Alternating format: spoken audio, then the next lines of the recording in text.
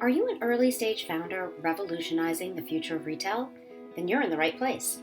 My name is Shah, and I'm an angel investor investing at the pre-seed stage in retail tech, e-commerce, and digitally native brands. I'm also the founder of Retail X Series, an in-real-life event series based in New York to help early-stage founders think through topics like customer acquisition, sales pipelines, branding, financial modeling, fundraising, and more. In this podcast, I interview founders and investors who've spoken at Retail X Series events in the past, and we dig deep into the tactics around key topics that early-stage founders want to hear about. Welcome to the Retail X podcast. Hello, everyone. Welcome to the Retail X Series podcast. I'm your host, Sapna Shah. Today's episode is all about fundraising in a difficult environment, how to be prepared, how to think about it, and how to fundraise from angels. Our guest today, Mona Bijoor, is an entrepreneur, author, angel investor, and startup advisor. Mona will give us her take on advice, tips, best practices for fundraising, and more. Welcome to the podcast, Mona. I'm so glad to be here. Thanks, Sapna. So happy to have you. I think this is going to be a great conversation. Let's start with a little bit of background. So can you tell us a little bit about you and your background and what you've done to date? Sure. I started off my career consulting, and then I worked as an operator for many brands and retailers. In 2009, I founded Bijoor, which is a marketplace for brands and retailers, allowing them to connect, transact, and discover new product online. We work with over 8,000 brands and over 200,000 retailers worldwide. And today I'm a partner at my own fund called King Circle Capital, where I invest in a variety of asset classes. And let's talk about your investing activity. So I know you're an angel, but you also invest in many, many other things. Let's start on the kind of angel front first. This is a little bit of a weird time to talk about this, but let's talk about where you have been and kind of what your investment focus sweet spot has been, your typical check size in the past, and then let's compare that to kind of what's happening today. We're recording in late March. New York is essentially in lockdown. The markets are very volatile. So I'd love to hear kind of where you were maybe a year ago and where you are today on investing. Yeah, I mean, since I'm an angel, it's my own personal capital. And, the initial thesis has always been, find kind of cash flow based options so we can develop multiple streams of income. And so the thesis has always been to diversify what we invest in. So we invest in real estate, we invest in franchises, we invest in cash flow positive based businesses. And then because I come from the startup world, I have made a few startup investments, and check sizes for those kind of angel investments range from 15 to 50K. I tend to invest in startups that I can add strategic value to. So I happen to know a little bit about the market, which tends to be retail, consumer, health and wellness. I have an instinct around the market, and I really gel well with the founders and their vision. So that was kind of when we started back in 2015. That was kind of what we set out to do. And we've done that. Over the last year, that has changed, kind of our mix has changed given, what's been happening in the market. And, over the last year, I haven't made any startup investments, and I probably will not make any this year, just because the equities market basically going down and will continue to go down, up and down, but mainly down. And so it's a great opportunity to buy kind of equities when the market hits its bottom. So that's kind of what we're planning for and waiting for, frankly, this year. That's really interesting, and I think that's something that maybe founders don't think about when they're thinking about raising money from angels, which is that, startups are a very illiquid asset class, right? The average holding period is somewhere between 7 and 9 years before an exit or an IPO. And angels in particular really do invest in other things as well, and are looking at their angel investments as part of a broader portfolio. Do you think that most angels are going to be pulling back now that the equity markets are kind of in free fall, and there's so much uncertainty around the economy as a whole globally. I mean, I certainly think that angels are opportunistic, and so most of the angels that I know. So I can't speak for all of them, but I think that many people who are sitting on cash will, look to the markets to be, and especially if you don't need the money, for 10 years or 15 years. I mean, you can get a really nice return. And, that's the thing about equity markets is that if you want to, you can pull your cash out. I mean, with startups, the only way to pull your cash out is to sell your shares in, a Series A or a Series B. And that's frankly how I've made money in, kind of angel investments, is that I've been able to sell my shares in earlier rounds. I don't actually wait until the end. I don't like to wait until the end. I think that there are going to be kind of really, really nice opportunities in the market over the next 6 to 9 months. That's so interesting. Okay, so before we started this call, you and I were talking a little bit about, how founders should be thinking about their businesses right now. Whether they're fundraising or not is really irrelevant to kind of what they should be doing, especially these early stage founders that are the kinds of founders that are hopefully listening to this podcast, to make their businesses stronger and more recession-proof. And what are your thoughts around that? Well, I mean, I think if I were a founder today, I would be very focused on figuring out how I could amass power.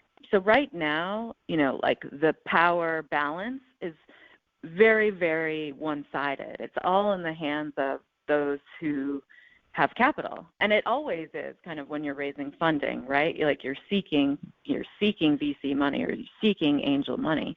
And so it's really about how do you shift the balance of power. And I think if you approach it that way, your business can get stronger. Whether or not you're interested in raising capital, it's actually irrelevant. It's really like how can I create a business where people would die to invest? People would be asking me, like, can I please get into the round? Can I please get into the round? And the way you do that is, obviously you want to make sure that the market opportunity is still there, given we're hitting our low points as a economy, as a world.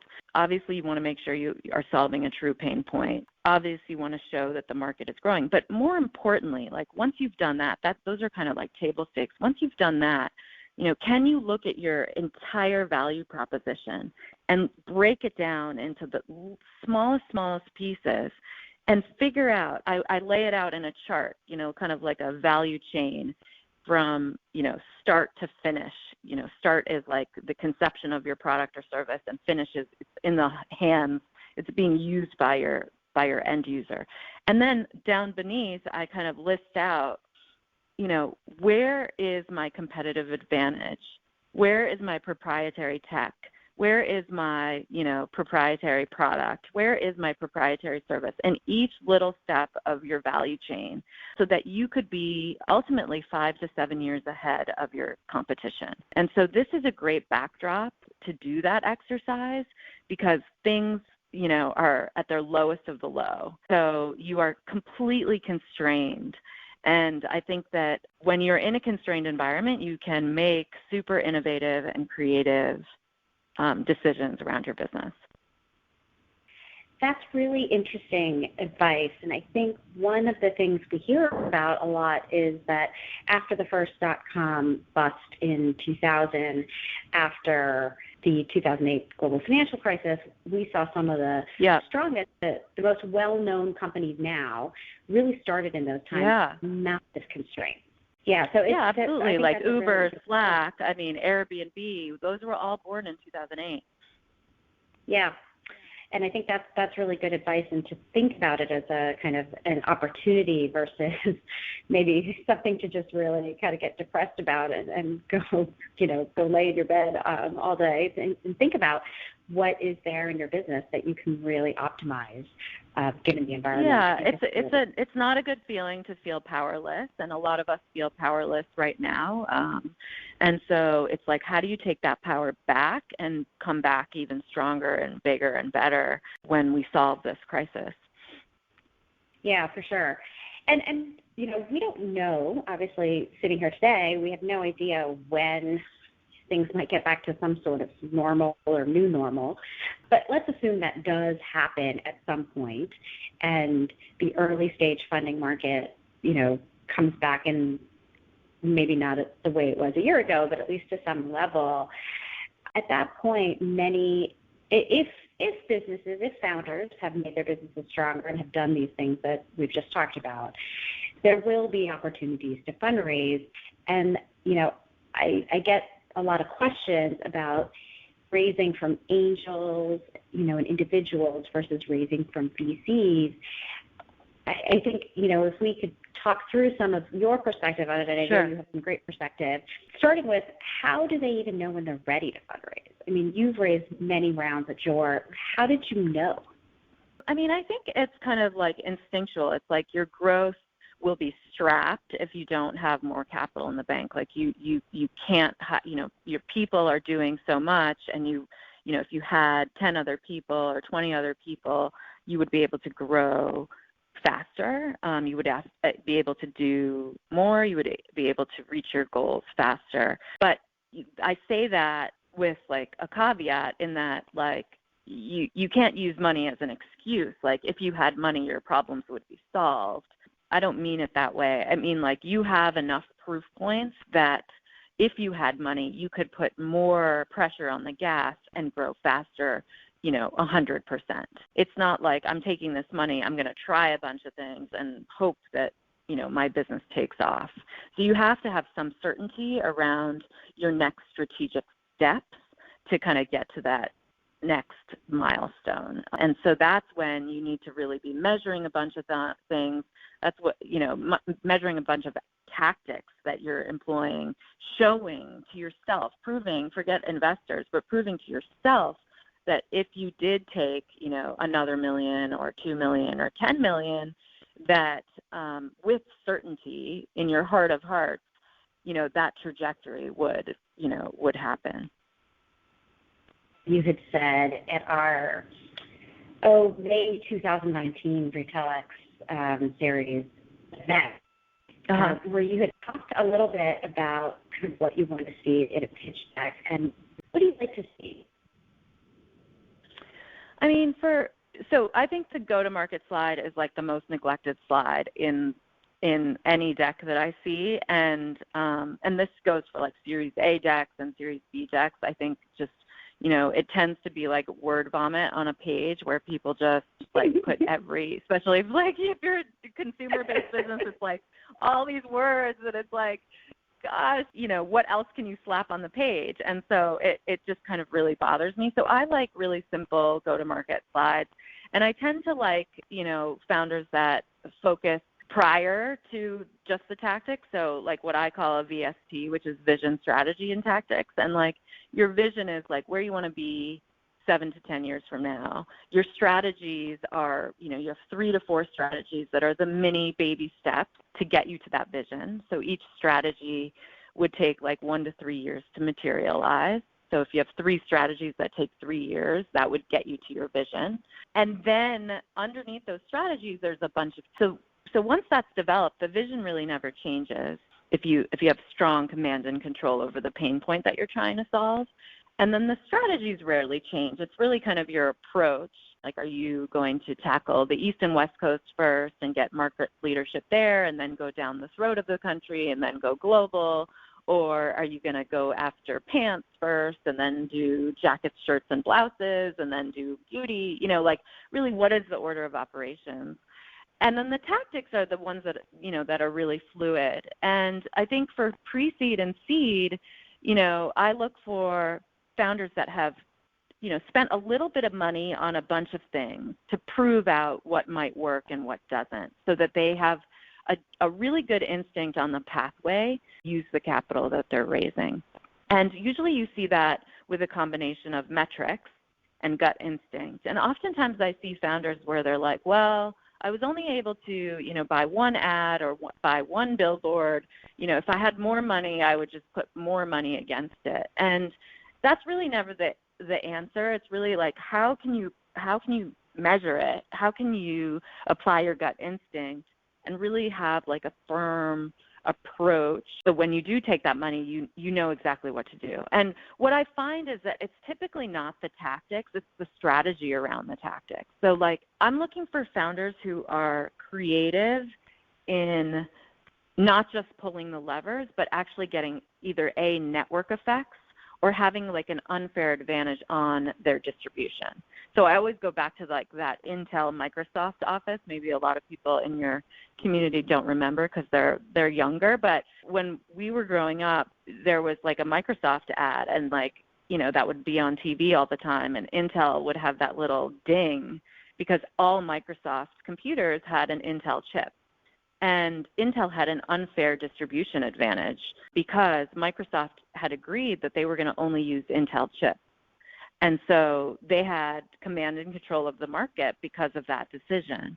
And that didn't really cost them anything. You know, that was like they were included in the co-branding in all of the Microsoft ads. So it's like I'm looking for founders, and that's like a big kind of Fortune 500 example.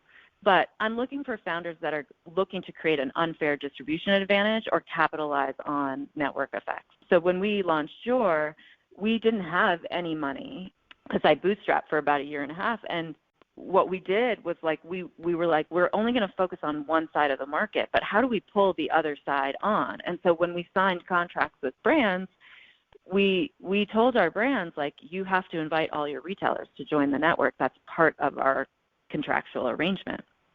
And we gave them reasons why it would be advantageous to do so. But that's kind of what I'm looking for. It's like how can you create momentum without really spending a whole lot of cash? I love the whole way you've described that. I mean, the sort of unfair distribution, work effects. I think a lot of founders hear those words, but kind of hearing you put examples to them, I think is helpful. If you can't, or if you cannot figure out a distribution advantage, do you think a proprietary product is enough? I hear that a lot, and I often push back because now everything can be copied to some degree, and even if it's not copied to the level of detail or minutia that you understand your product or service, the consumer may not notice the difference. So, I mean, there may be cases where it absolutely, I mean, certainly patents help, you know, but I certainly push back in that situation. There really might be examples where that would be an advantage, but I can't think of any. So it's not the tech underlying platform, but it's the community and the content that is really valuable. So that takes a long time to develop. So that should be of the strategies that get you to your vision. But then ultimately after 10 years, you know, the Airbnb network, it becomes proprietary. If I'm sitting with a founder, I say, well, if we're having this conversation 7 years from now and you've achieved everything that you want to, everything that you set out to do when you launched this business has materialized, now let's work backwards. Like, how did you do that? And kind of like retrace yourself, your steps backwards. I think that exercise helps a lot in kind of fine-tuning the strategy, but also kind of narrowing down the tactics. Another exercise I do with founders is kind of this exercise where I have, you know, founders list out every tactic that they think could work. And usually they list out like 5 to 10 tactics, and they're the generic, you know, variety that we've discussed earlier, but I push them to like list out, you know, 40 or 50 or even 60. And then I have them circle kind of using Pareto's principle, meaning like, you know, 20% of the tactics you've listed will drive 80% of your results. And then I have them circle instinctually like which 2 or 3 would you, you know, bet your life on that would work. And then go try just those 2 or 3, measure them, see if they would work, and then go back to the list and see if you can pick another 2. If those don't work or you're not happy with the results, or even if they are working, like still try 2 or 3 more.